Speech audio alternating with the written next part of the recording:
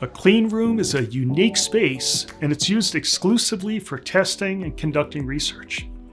It's where a product is manufactured and comes out flawless with minimal contamination corrupting the procedure. Clean rooms need to be sterile, high-tech environments where companies can conduct research without being concerned with cross-contamination. They help maintain a controlled and consistent environment in which people, processes, and machinery can work to the best of their ability. Clean rooms also vary in size and complexity, and are used in practically every industry where the chance exists for small particles to adversely affect the manufacturing process, because clean rooms create the best possible working environment for testing product results and even process outcomes. One of the main components of any clean room is the high-efficiency particulate air, the HEPA filter, that's used to trap particles from entering or exiting the room. Now, all air delivered to a clean room must pass through HEPA filters in order to meet various clean room classifications. The filter is part of the fan filter unit, or FFU, which supplies clean, filtered air into the clean room. Next, the filtered air is typically directed downward in a constant, straight, unimpeded stream.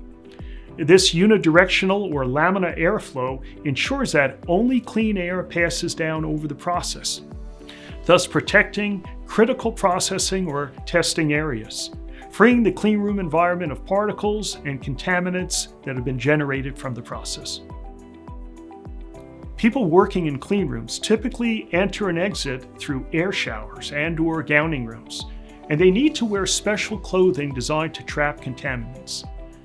Now, depending on the room classification and function, gowning may be limited to maybe just a zip coverall, hairnet, and gloves, and shoe booties. Or it could be as extensive as multiple gowns with self-contained breathing apparatus. The reason for such stringent procedures in some cases is to prevent particles and contaminants from being released into the clean room environment. Pressurizing clean rooms and varying the level of pressure, it's an essential characteristic of clean rooms, and it really helps them reach your desired classifications. Now, both positive or high and negative low pressure is used in clean room design, with the majority using positive pressure. As an example, air naturally flows from high to low pressure, with air moving in only one direction as long as that pressure is being maintained. This principle can easily be applied to clean rooms. To prevent the flow of air into a clean room, the clean room has to have positive or higher pressure than the room or surrounding space to limit and prevent particles and contaminants from traveling into the clean room. Conversely, if the clean room has negative or lower pressure than the rooms or surrounding space, particles and contaminants will be trapped and they'll be prevented from leaving the clean room. Some positive pressure clean room examples would be manufacturing of semiconductors, electronics, aerospace, automotive, just to name a few. Now, some negative pressure clean room examples would be medical and the pharmaceutical processes.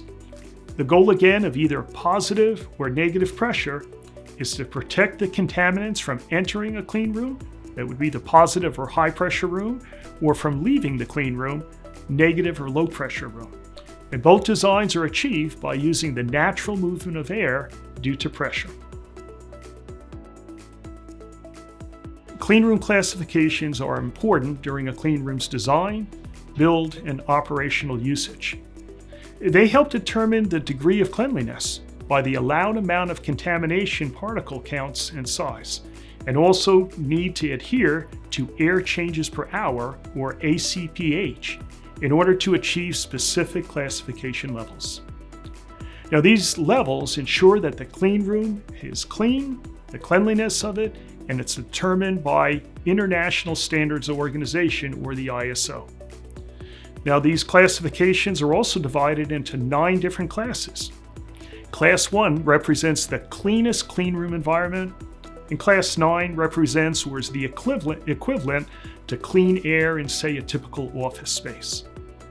The majority of manufactured cleanrooms are within ISO classes 7 and 8, with ISO 5 considered to be the cutoff for cleanrooms that need stricter filtration, contamination, and environmental control. ISO also has 3 different cleanroom classification standards: as-built, at-rest, and operational. After initial construction, a cleanroom is as-built and changes over time to at-rest when equipment's being installed. Finally, when people are added and particular counts and levels rise, well, now the cleanroom is considered to be operational. When it comes to designing and building a cleanroom, there's a lot to consider. It's important to choose the right company to design and manufacture the cleanroom of choice so that it's robust, modular, and expandable. You'll want a company like Subzero Engineering that has the expertise and experience to deliver the cleanroom project and ensure complete satisfaction from the initial design down through the final installation. A recent study showed that computational fluid dynamics, CFD, is beneficial and can be used to identify improvement strategies for airflow distribution and also reduce contamination within cleanrooms.